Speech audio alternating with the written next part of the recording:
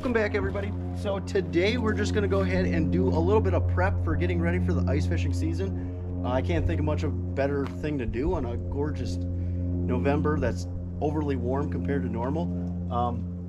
I waited a little bit longer than I probably should have, but we got lucky with a really nice day. So we'll go out here and do a little bit of prep. One thing that I like to do before the ice fishing season is check out the shanty. Make sure that the bottom of the sled is actually good to go, and make sure there aren't any holes or cracks in it, because once you get it on the ice, you're obviously going to make things just wildly worse. So we'll go ahead and check that out. The first thing that I do for everything is wipe everything down, clean it up, and then after that we'll go ahead and basically all you have to do is flip on a light, whether you're indoors or outdoors, and just check the other side to make sure you don't see any light coming through. Obviously, if there's lights coming through, you probably have a crack or a hole, which, like I said, needs to be repaired before you get back out to the ice, because you'll just make it way worse, and it's way more difficult to repair once that happens. So we'll go ahead and get her cleaned up and then see if we have any cracks.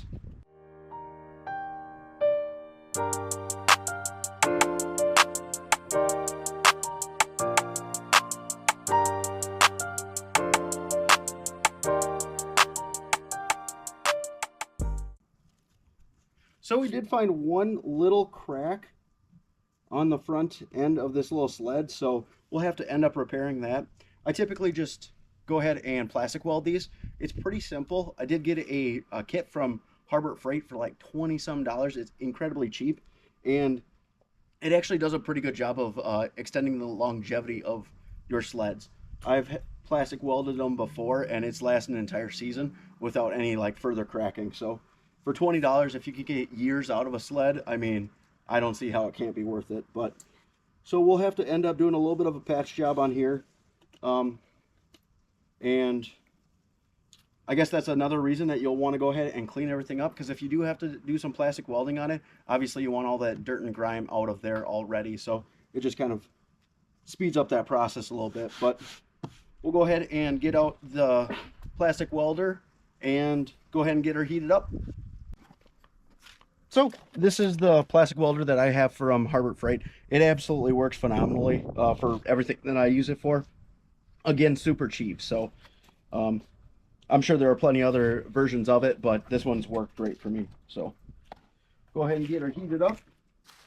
All right, the plastic welder is heating up. One recommendation as far as safety goes, you would always want to do this in a place that's well ventilated and got a bunch of air current or movement going through.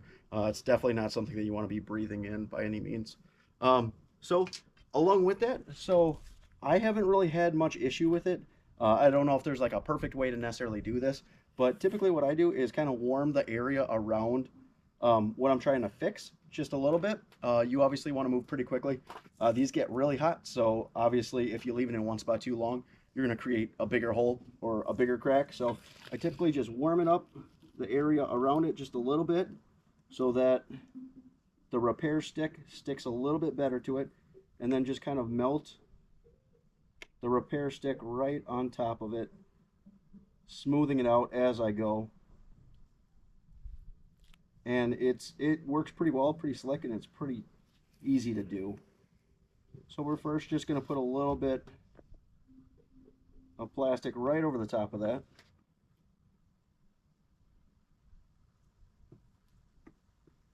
Just to reinforce it, and then we'll go back through, smooth it out so that we don't have any rough edges that are catching on the ice. If you do end up with bigger holes though, one thing that is included in the kit is a little bit of mesh to kind of help reinforce that area also. So if you have bigger holes, this one's a pretty small crack, so I don't really have to worry about it, but anything bigger, you might have to do a little bit more repair on it. So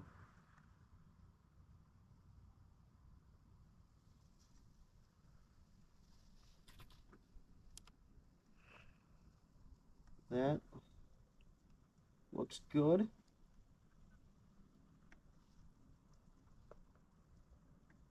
Smooth it out just a little bit, and then we'll go ahead and let it cool and end up putting a little bit more plastic over the top of that.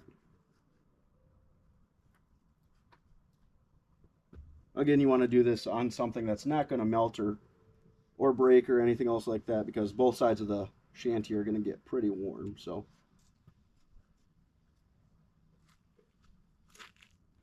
we'll let that cool off. That was actually the only crack that I found, which I was kind of surprised about because I've had this shanty for well over 10 years now. But so that's good. And again, as these fixes typically last well more than a season as long as you do a pretty decent job of it and smooth everything out. So I think as far as like longevity of the shanty, it really it makes your money go a lot farther. So you don't have to end up buying a new shanty. Obviously, you can do, there's other modalities to go ahead and extend the life of a shanty. You can obviously get runners, or if you put it on a Smitty sled so that it actually doesn't have contact with the ice and the snow, that'll obviously extend the life of it too. But I don't have either of those. I do have a Smitty sled that I started using last year, but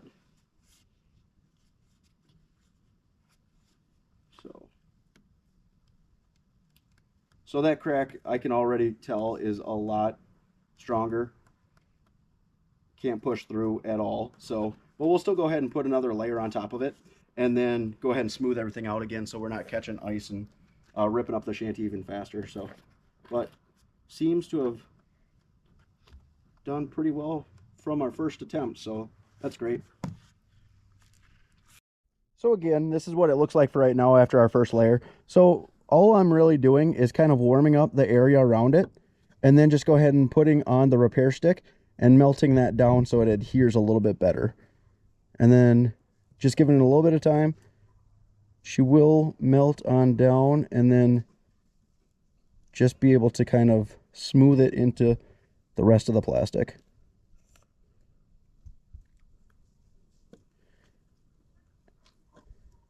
And as I said before, you do want it as smooth as possible because if you do leave edges and whatnot, you'll obviously pick those up when you're dragging through the ice and snow. So that's all we're really doing, and it is a little cool out here, so the plastic is hardening pretty quickly. Ideally, I would have done this a little bit sooner than what I did, but